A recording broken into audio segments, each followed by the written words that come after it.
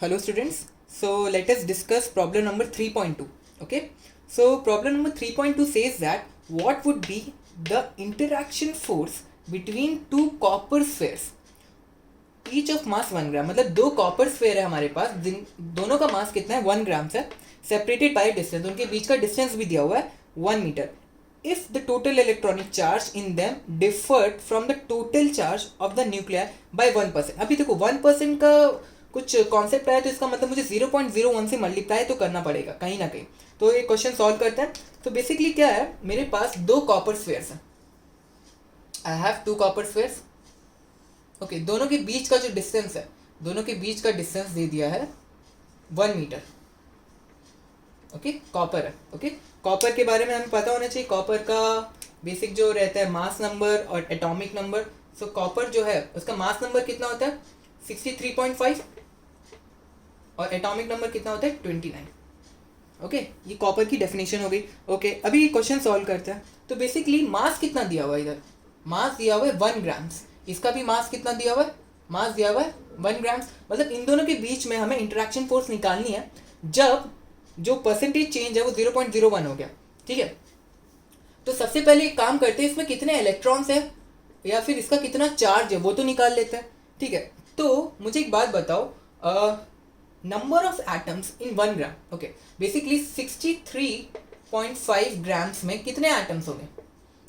Avogadro's number of atoms होंगे ना, mole concept chemistry. Okay, तो 63.5 ग्राम्स में कितने एटम्स हैं 6.023 into 10 to the power 23 atoms. Into 10 to the power 23 atoms रहेंगे. ओके, अच्छा तो मुझे एक बात बताओ 1 ग्राम्स में कितना हो जाएगा. So if I want to calculate number of atoms in 1 gram.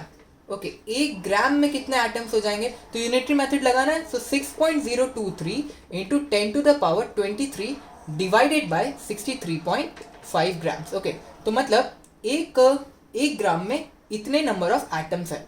Okay, इतने नंबर ऑफ एटम्स है. समझो, अच्छे से समझो. मतलब 1 ग्राम में इतने एटम्स हैं. इसके अंदर सपोज अगर मुझे एटम्स कैलकुलेट करना है तो इसके अंदर इतने एटम्स हैं. ओके, इतने नंबर ऑफ एटम्स. ओके, अच्छा मुझे एक बात बताओ, एक एटम में कितने इलेक्ट्रॉन होते हैं 29 होते हैं ना. इन 1 एटम ऑफ अ कॉपर के एक एटम में कितने इलेक्ट्रॉन है 29. सो 1 ग्राम में कितने हो जाएंगे, मल्टीप्लाई करना है. तो अगर मैं निकालूं नंबर ऑफ इलेक्ट्रॉन्स इन 1 ग्राम, सो कितना हो जाएगा. बेसिकली ये जो हमने निकाला इंटू 29 कर देंगे तो 6.023 into 10 to the power 23 divided by 63.5 इतने एटम्स आ गए. एक एटम में 29 इलेक्ट्रॉन्स है. सो इतने एटम में इतने इलेक्ट्रॉन होंगे. Simple unitary method. अच्छा ये तो नंबर ऑफ क्या हो गए, इलेक्ट्रॉन्स आ गए, नंबर ऑफ इलेक्ट्रॉन. और एक इलेक्ट्रॉन का चार्ज कितना होता है वो हमें पता है. एक इलेक्ट्रॉन का चार्ज कितना होता है, ये होता है 1.6 into 10 to the power minus 1.6 into 10 to the power minus 19 coulombs. Okay, so इतने इलेक्ट्रॉन्स का चार्ज कितना हो जाएगा, इसको मल्टीप्लाई कर दिया 1.6 into 10 to the power minus 19. अभी इसको ऐसे ही रखो. ठीक है, कैलकुलेशन एकदम एंडिंग में करते हैं हम लोग. ठीक है, इतना चार्ज आ गया. इतना मतलब 1 ग्राम कॉपर में इतना चार्ज होगा. अभी देखो उसमें दिया हुआ है, अगर मैं क्वेश्चन पढ़ूं तो उसमें दिया हुआ है डिफर बाय 0.1%. सो बेसिकली इतना चार्ज आ गया. इसको अगर मैं 0.01 से मल्टीप्लाई कर दूं या फिर 1/100, बेसिकली वही चीज़ हो गई. सो अगर मैं इसको 1/100 से मल्टीप्लाई करूंगा तो मुझे टोटल चार्ज आ जाएगा. समझ लो. सो टोटल चार्ज कैसे हम लोग निकालेंगे, इसको इस एक्सप्रेशन को जो अभी हमें मिला उसको 1/100 से मल्टीप्लाई डिवाइड कर देंगे. सो जो हमारा आंसर है वो कितना है 6.023 कितना था, लेट मी 23 डिवाइडेड बाय 63.5 था इधर. ओके, ठीक है, एकदम बेसिक है. इतने नंबर ऑफ ये आ गए इंटू 29, इतने नंबर ऑफ इलेक्ट्रॉन्स आ गए into 1.6 into 10 to the power minus 19 इतना चार्ज हो गया इंटू 0.01. ठीक है, तो बेसिकली अगर मुझे चार्ज निकालना है, क्वेश्चन का जो पूछा था इन दोनों में जो इंटरेक्शन एनर्जी है, तो इतना चार्ज हो जाएगा. बस अभी इसको कैलकुलेट कर लो. सो जल्दी से कैलकुलेट कर लेते हैं. तो 10 to power 23 10 to power minus 19 कितना हो जाएगा 10 टू द पावर 4 बचेगा. ठीक है, हाँ 10 टू द पावर 4 बचेगा, फिर ये 6.023 डिवाइडेड बाय 65 तो 29, ये 10 टू द पावर -2 है, तो ये और भी कम हो गया, ये 2 बच गया। ठीक है, अभी इसको कैलकुलेट कर लेते हैं हम लोग। तो फाइनल आंसर कितना आएगा, फाइनल जो चार्ज है वो आ रहा है 4.3 into 10 to the power 2 Coulomb's.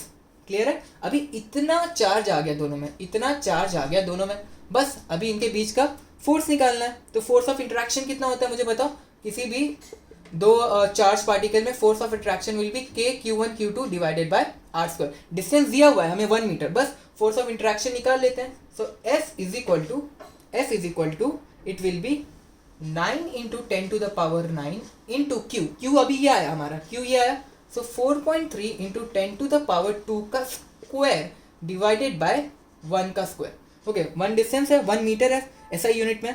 Okay, सो इसको कैलकुलेट कर लेते हैं। सो फाइनल आंसर इसका आ जाएगा 1.74 into 10 to the power 15 newton. Okay, so इतना फोर्स आ गया।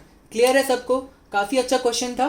ठीक है, इसमें हमें बहुत सारी चीज़ें जानने को मिली कि इसका एटॉमिक नंबर 29 है, तो हमने कैलकुलेशन सीखा कि कितने इलेक्ट्रॉन्स है और एक इलेक्ट्रॉन में इतना चार्ज है, तो इतने नंबर ऑफ इलेक्ट्रॉन में कितना चार्ज आ जाएगा। अभी वो कितने से डिफर कर रहा है, 1% से डिफर कर रहा है, सो 1/100 कर दिया। अगर 2% से होता है तो 2/100, अगर 20% से होता है तो 20/100। सो इससे हमें टोटल चार्ज आ गया। अभी ये दोनों चार्ज आ गए, इनके बीच का इंटरेक्शन फोर्स निकालना है। सो K Q1 Q2 with the help of Coulomb's law हम लोगों ने कैलकुलेट कर। Final answer is 1.74 into 10 to the power 15 newtons. Thank you.